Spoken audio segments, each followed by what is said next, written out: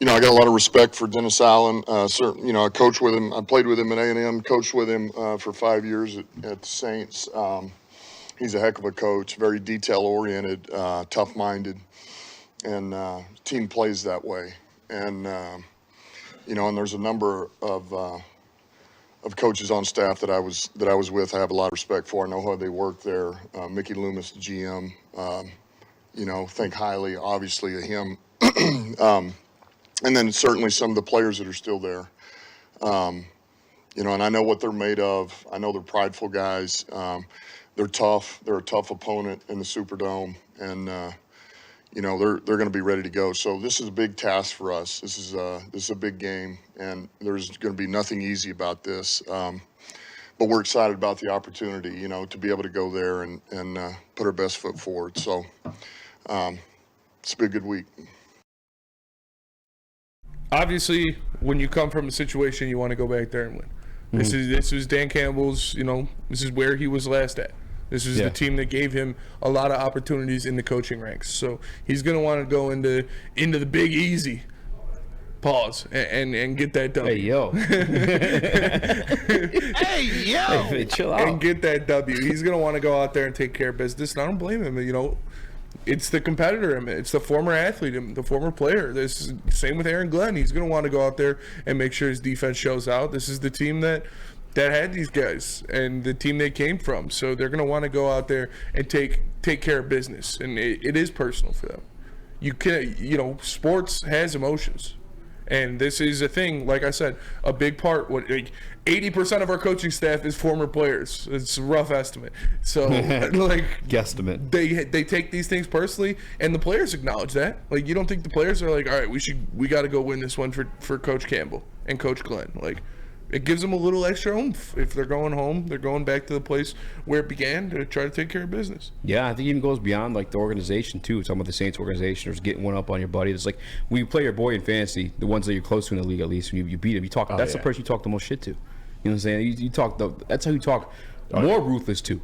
You're more likely to say "fuck you" to your boy, or throw them the middle finger than you are any just random stranger. Fuck you. Yeah, fuck you. Yeah. Fuck on you. Oh, hey, come on. But I think beyond the organization, though, you even have Dan Campbell spoke with the Flagship Network yesterday, and even he spoke to man, I can't wait to go down there and try the gumbo from whatever spot he was talking about. But I've never had gumbo. Oh man. I got sketched out. I love New Orleans. It looks weird. I got the Fleur de Lis tattooed on me. It was one of the coolest things I've ever been to. But as soon as somebody said don't get in backstreet gumbo because they got they call them Nutri-Rats. There's these giant fucking rats because all the garbage they collect on Bourbon Street. Yeah. I don't know if it's true or not. But they're don't trust it because you don't know what's in the gumbo. Ever since then, I'm scared of eating any fucking gumbo. I'm pretty sure that's true because I've heard stories about where you're at restaurants down there and there could literally be rats running. The size of cats, bro. Yeah. It is terrifying. It was the biggest rat I've ever seen in my life. Right. Fuck all that shit, bro. When I went there, I was going in to check into my hotel.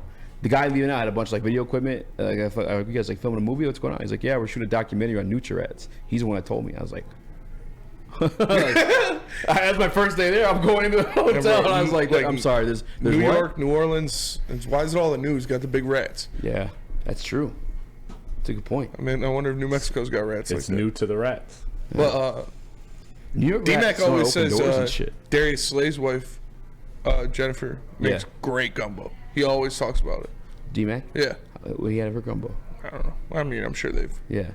She's awesome. She is awesome. She's great. Got her on Snapchat before she was famous. But that's Darius' girl. He's a lucky man. Yeah. He's a lucky man. We'll put it with that. I will say this, though. Does anything make you guys a little bit nervous of, they come from the same coaching tree?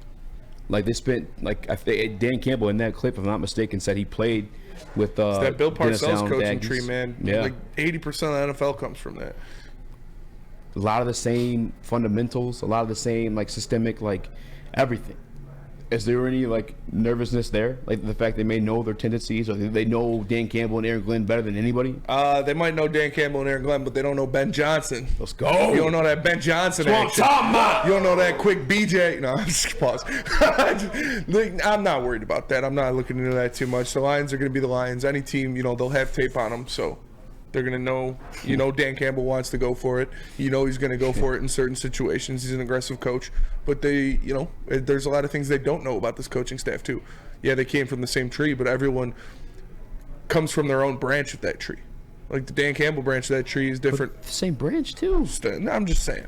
I just think Dan Campbell is his own man, and I'm not too worried about that. Oh, D-Mac said her jambalaya. Not her jambalaya. Jambalaya. Man, D-Mac just texted me. She is gorgeous. Yeah. Dr. Detroit says jambalaya is good. I don't think I've ever had jambalaya either. Dr. Detroit says easy went to check in and a rat got his luggage for him. That shit, that's funny as fuck. That'd be terrifying. They're big enough to do that. Yeah, I guess I am a little bit nervous about that. One thing I guess, you care if I jump ahead to the Jonah Jackson thing real quick? No. Or you want to give it its due diligence? I kind of want to give it its due diligence. Yeah, you're right. It is a great topic.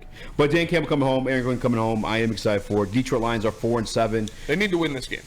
at the Superdome. Yeah, they need to. They need to win this game. They're going to. They're going to too. Yeah, I've been confident in the past 2 games as well. So I think it's gonna be closer than makes me people a little nervous, but I think they're, like I said, they're a better team. They're gonna go out there. They're gonna take care of business. They're gonna be pissed the way they performed, the past 2 weeks. I don't think they're gonna have a practice like, oh, the Pistons are diving for loose balls for practice. They're back. Like, we're not gonna get one of those tweets, but That's horrendous. I guarantee Dan Campbell, he tore into those guys a little bit. One funky Lions fan, Warren Moon was 28 when he made it to the NFL. Kurt Warner was bagging groceries at 28. It's a great point too. I don't know why people want to bring up the age. Kurt Warner was a dog too. He's a dog. I wish legend. I wanted him to get that Super Bowl so bad. Well, I wanted Larry Fitz to get the Super Bowl. Yeah, Kurt that's Warner what I was already rooting has it. for. Oh, does he? Oh, Yeah, he got one with with the the great show on Rams. turf. That's right. I wanted Larry Fitz to get that. The Purple Prince, the hooker BJ combo about to change lives. It's fair. It's a good point. They do work very well together. JB, are you nervous about little tricks of the trade of the fact that these guys come from the same coaching tree? Dennis Allen, Dan Campbell, and AG? No, not really. I don't think it's a huge concern. I think they'll be ready regardless of what they're going to end up throwing at them. So I don't think it's that big a concern. Chris?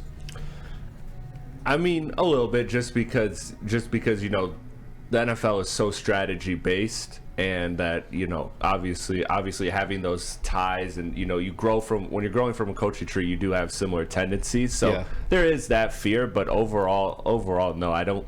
At this point, what Dan Campbell and this coaching staff has proved to me is that no matter who they are up against, I am not worried about their match. I'm not saying they're the best coaching staff in the NFL, but there is no longer a situation where I walk in and I'm scared of that being a disadvantage for the Lions. I don't think there's another motherfucker that's the same as Dan Campbell in the world, let alone in the NFL. Like Mike Vrabel. That's a bar. Mike Vrabel might be pretty close, but Dan Campbell is one of one. Yeah. I'm not worried about people knowing his tendencies or tipping his hand. Like, he is Dan Campbell. He is what? Booner. Like, he's gonna go do his thing.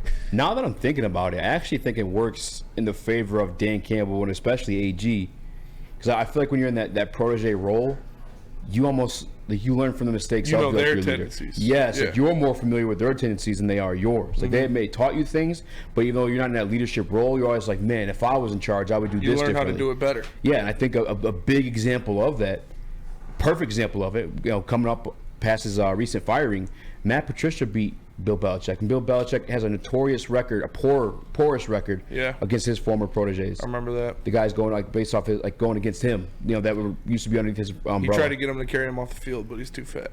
Who Patricia? Yeah.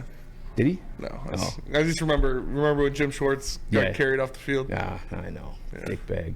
I mean, I like Jim Schwartz, but he's very much like Nick Sirianni in that. Yeah, in that sense. Nick Sirianni is There's no probably, level of it, but he's probably the most punchable head coach in that NFL. Absolutely. He's such a douche, dude. But I think in the same way you watch Bill Belichick's proteges come back and beat him in a lot of those head coaching matchups, I think we could see that both in this matchup and going up against Sean Payton too. Yeah. I think there's a lot of sense to that one. So, actually, I'm gonna roll off that take for a minute. I think the Detroit Lions have the upper hand in that one. It's the same way you may look at your boss and you're like, damn, he's doing this wrong, X and O wrong. Like, you are more aware of his tendencies than he knows of yours, because unless you're speaking up about it, he don't even know that he's doing those things wrong. Just a fan in the Woodward Sports chat says Dan Campbell doesn't even know his own tendencies. Wild card, bitches! That's actually cool. He told us we're in diapers. Yeah, bro, the guy's You don't know what he's gonna do. What a on comment. daily That's a great comment, Justin Finn. Yeah. And a great bar by you. Thank you. Hey, motherfucker, I like it. There really is.